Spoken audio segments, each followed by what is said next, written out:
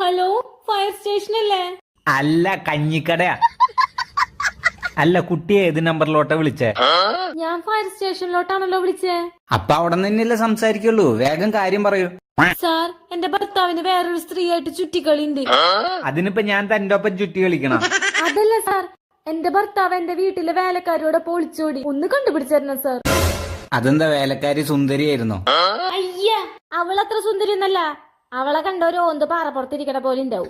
പിന്നെന്താ, അവള് പണക്കാരിയായിരുന്നോ? സാർ, പണക്കാരി ഞാനാണ് അവളെ എന്റെ വീട്ടിൽ ജോലിക്ക് നിർത്തിയത്. ഇനിയിപ്പൊ എന്ത് ചെയ്യാ, അവര് ഒളിച്ചോറിന്റെ ഇടയിൽ വല്ല കുഴിയിലോ പൊട്ടക്കിണറ്റിലോ വീണെങ്കിൽ എടുത്തു തരാറുന്നു. അല്ല, ഇതിപ്പോ എന്തിനാ ഇങ്ങോട്ട് വിളിച്ചു പറയണേ? പോലീസ് സ്റ്റേഷനിലോട്ട് വിളിച്ചു പറ. സാർ, പടക്കവും തീപ്പെട്ടി കൂടിയാണ് ഒളിച്ചോടിയിരിക്കുന്നത്. എപ്പോ വേണമെങ്കിലും ഒരു തീപിടുത്തം പ്രതീക്ഷിക്കാം. അത് മാത്രല്ല, പോലീസിലൊക്കെ അറിയിച്ചു കഴിഞ്ഞാൽ പിന്നെ അത് കേസാവും. നാട്ടുകാരും മൊത്തം അറിയും. അതിന്റെ നാണക്കേട് എനിക്കല്ല. ഇവിടെ എപ്പോഴാ ഈ മഴയത്ത് റോട്ടിൽ മരം വീഴ, കിണറ്റിൽ ആനോ മാനോ ചാടാന്നറിയാതിരിക്കുക? അപ്പോഴാണ്